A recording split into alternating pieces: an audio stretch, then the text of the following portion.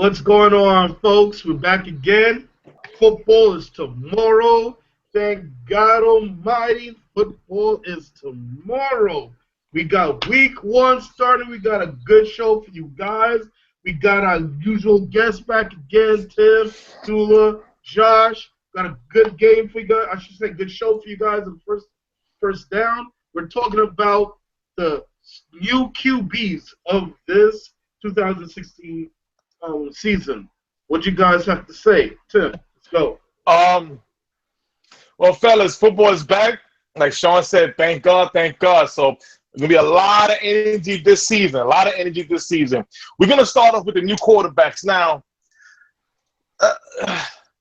we got Dak Prescott from the Cowboys, Trevor Siemian from Denver Broncos. We have Shaun Hill / Sam Bradford from Minnesota Vikings. We got RG3 for the Cleveland Browns, and we got Jimmy Garoppolo, hopefully only for the first 4 games of the year.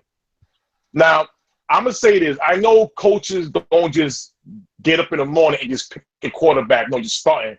You have to be doing something to make them feel like, I'm going to trust you with this team. I'm going to start with my team, the Dallas Cowboys, Dak Prescott. Amazing in preseason. I'm not saying he's going to do the same thing in the season because it's going to be much faster. You're going to see more schemes thrown his way. He's going to make rookie mistakes. But history tells us that when you have guys like RG3, Russell Wilson, who were rookies and was able to take their team to the playoffs, I feel good for what Dak Prescott can bring to the Cowboys. He brings one thing different that Romo never really had, and that was just that more athleticism, way more mobile than Tony Romo. So I feel good about that.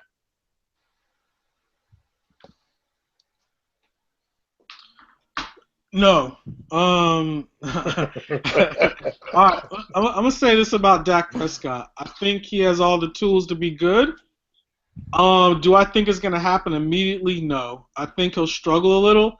I don't think that will equal losses for the Cowboys per se. I just think that his numbers aren't going to be as eye-popping. I think when you mention guys like RG3, Russell Wilson, Luck, what does it come down to? Those teams did a good job of, hiding some of this by having 2 things, a running game and a defense. Dallas looks like they have a running game. When I say looks, they have the line to do it, and they got 2 running backs. They have talented receiver, right? You have Des Bryant, throw up the X, and you got Cole Beasley in the slot. Their defense, that's why I say I think he's gonna struggle a little, because I think the defense is gonna put him in a situation where he has to win some games, which I don't know if he's ready to do that yet. So in short, I think he'll struggle. I don't think that will mean a ton of losses, but he'll get it. I think he's smart enough to get it down the stretch. Yeah, the thing with Dak is I've always liked him coming out of Mississippi State. I always thought he was kind of like a little prototype, a junior little Russell Wilson coming out of college. He wasn't quite as good, but he was there, and he had the talent to be able to kind of capitalize, to kind of have that the talent like RW3 has. But the thing that worries me with Dak is I know a lot of the Cowboys fans were paying attention to his numbers in the preseason, but I'm sure Tim saw a couple throws, though. A couple passes that were intended for the receivers that ended up as 6 easily could have been picked off had he been playing against first teams and whatnot. So numbers can be a little skewed there, but I mean, he did show some nice flashes that I really liked, and he can definitely be a dual threat. Now, the thing with Dak is I believe that he has the opportunity to come out winning right away due to the fact that there's not much NFL tape on him. And I hate to say it, but my Giants are very susceptible, I can't even say the word, susceptible or whatever, to losing to, rookie quarterbacks and quarterbacks that are coming off without much playing time or games started. So I'm not sleeping on him. I mean, it will take some time. He's going to have some bumps in the road, but if we have a chance at winning against him, we're going to have to use the NASCAR package and just blitz him all day, make him uncomfortable right from the get-go. That's the one thing you would definitely have to do to a rookie quarterback, get his feet wet. Trevor Siemian, Denver Broncos. Now, Peyton Manning retired. The Broncos drafted Patrick Lynch. They traded for Mark Sanchez, then released Mark Sanchez because they feel that Trevor Siemian can lead this team and it helps basically develops Patrick Lynch maybe for the rest of the season, depending what happens, or next year. I like the move because, again, Elway is not panicking. He never panicked. He let Brock Osweiler go. He goes, listen, this guy played only 7 games. He knows about Brock Osweiler. The Texans paid for him. He's like, I don't need this guy. I brought in Mark Sanchez to build the competition. He felt that, you know what, Simien can do the same thing that Mark can do, and he's much cheaper. Patrick Lynch was my first-round pick. Therefore, they were with Simien. On top of that, Demaryius Thomas, Emmanuel Sanders, they still got the top defense in the league. I love the move. It's a great situation to be a quarterback in Denver, which talks to me about how inept Mark Sanchez has to be. Let's be real. He lost his job to a guy who just got drafted and a guy from Northwestern who hasn't thrown a pass in the NFL in a regular season game. But more about Trevor Siemian. I mean, the knock about him coming out of college was he's a little injury prone. He wasn't the most accurate guy, nor is he gonna wow you with incredible arm strength. But I just talked about how you can hide that by having 2 things: a defense, which they have, and a running game, which they have a stable of running backs. They got receivers that can block downfield and make plays. Again, do I think that Trevor Siemian is going to usher them back to the Super Bowl? No, I don't. In fact, I don't think they'll win their division. Will they be in the playoff hunt? Yes, they will. I think also you have to keep in mind it's the mindset too. See, Trevor Siemian's mindset is, listen, I gotta play lights out because I'm playing for a contract and for another team. Paxton Lynch is the future there. Dak, on the other hand, is the future, and I think he's playing with the sense of, okay, let me see what I got. Let me see what I can work with. I think you'll see that. Josh? I don't know what to really think of this, but I mean, I think Tim was really onto something when he said, who's his competition? He was going against Mark Sanchez. Now, I don't know if that's more testimony on how bad Sanchez has really become in this league or has always been secretly, or if this is volumes, of Simien improving and actually showing some real flashes and impressing the coaches, because this guy was a 250th pick, let's be real, and the guy even was quoted as saying that he didn't even think he was going to be drafted himself. So, he had like 27 touchdowns and 24 intos and 14 starts in college. He had like a 59% passer rating, but that's what leads me to believe it's all salary issues. Like Tim said, he could be the same, if not better than Sanchez for much, much cheaper. But I believe you're right. I believe he's pretty much just going like in his own contract year. He needs to ball out for his own future because, like Dula said, Lynch is the future. They're not getting rid of that guy. They're just waiting for him to develop more. So. I think another thing too to think about is the Denver Broncos just won a Super Bowl. If they turn around and go 7-9 and 6-10, I guarantee you no one bats an eyelash. They just won a Super Bowl. They have a 2 or 3 year buffer of no one really giving them crap. So they have that to lean on. Right. All right. Sam Bradford to the Minnesota Vikings for a first-round pick given to the Philadelphia Eagles. I love it. I'm going to say this. The reason why I love this move because Minnesota pulled off a New England Patriot move. They said, we got a defense. We got an offense. We don't need a first-round pick. We missed advantage to the playoffs by a field goal kick. Sam Bradford and Mark Sanchez, in my opinion, were the 2 best things out there. Sanchez went to the Cowboys. They're like, you know what? We're getting Bradford. Here's the first-round pick. I love it. You got Adrian Peterson on that team. They got a defense. I mean, they got depth, great depth. And Sam Bradford has never been surrounded by a solid team like this. Listen, he's not playing in the Chip Kelly offense no more. All he has to do is basically hand the ball to Adrian Peterson, make good decisions, which he has done, and he has the team around him. I love it.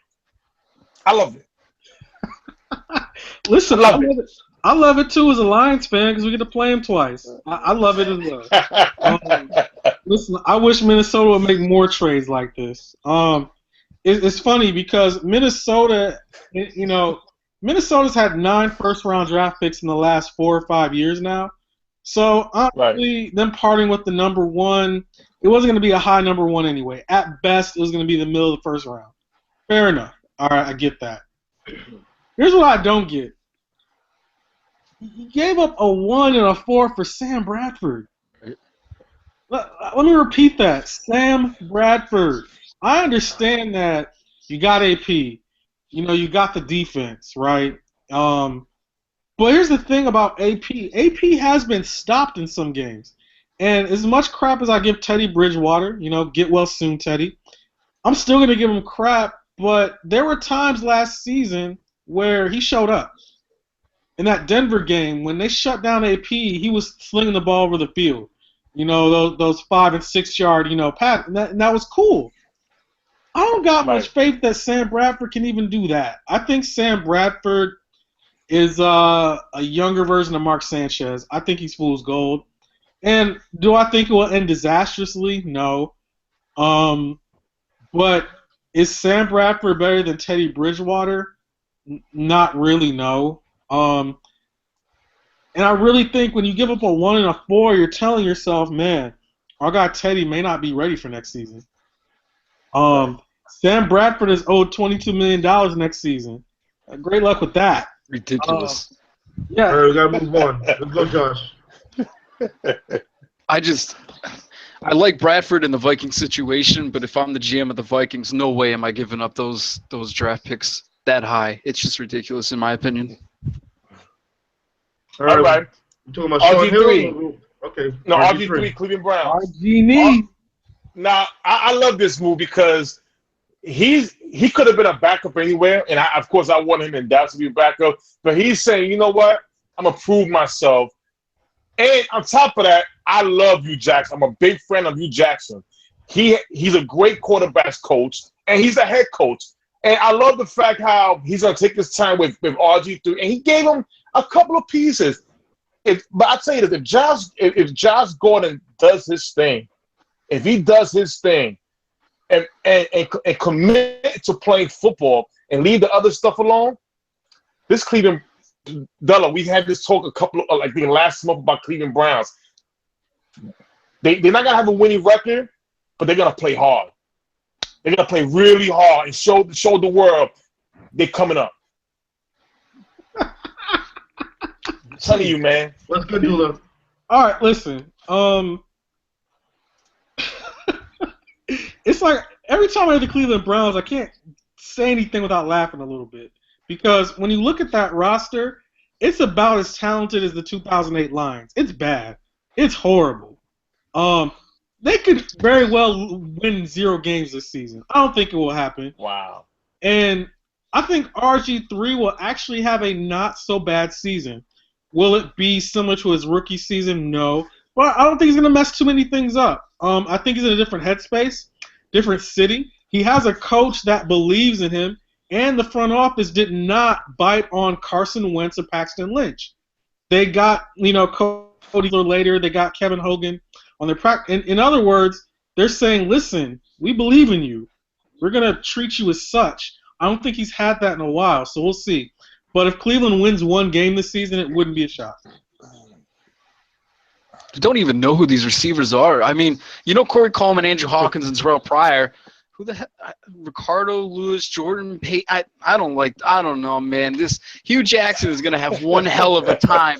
I thought he did a great job getting the Raiders to 8-8. Man, this may be even better if he gets the Browns to 8-8. He might deserve like a halfway trophy or something. I don't know if we can get him like a GoFundMe or a cookie or something to Subway. Dude, we can do it. I'll say maybe 6 and 10, 7 and 9. Just being nice. All right, we got Jimmy Garoppolo. All right, here's my thing. He's playing. We all know the other guys are gonna be there. They have to really mess up to get the position to let go of the positions. But Jimmy Garoppolo, he's only playing 4 games. I see a 3-1 or 2-2 from Jimmy, and then Brady comes back. I can't say nothing more but that. I see Jimmy Garoppolo being the next Matt Flynn or Brock Osweiler. Serviceable quarterbacks that get overpaid. Yeah, they don't have the same defense and the structure they've had for the years, so I see maybe 1-3 for Jimmy. Another thing too is they're cutting offensive linemen left and right there. So I Yeah, don't it's know. ridiculous. I don't know what's going on there. The purge. All right, we good, Shaun. We're going to round two. Whoa. Not Oh, about Carson Wentz. Was it? Say it again. Come again. I'm sorry. Wait, hold on. Bella's right. Is it because Wait a he's a minute. ginger? No, wait a minute. I apologize. Thank you, Della. Carson Wentz, rookie. He was. You know what, Della? He was my guy because you broke him down to us during the draft. But I would say it's a bad situation for him to start right now. In my opinion, I think it should be Chase Daniels, and he's hurt with that rib injury. Okay. I really think that Carson Wentz could make a running for offensive rookie of the year, but it's going to be rough. If Josh talked about cast of receivers. Oh, get a load of Philadelphia's. They could very well have the worst group of receivers. Ruben Randall.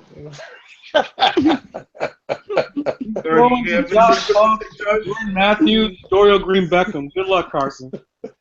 Anything quick, Josh, before we move on to the next down? Yeah, Carson Wentz is screwed. Sorry for the first 2 draft picks this year. You guys are. On that note, guys, we'll be right back with a second down.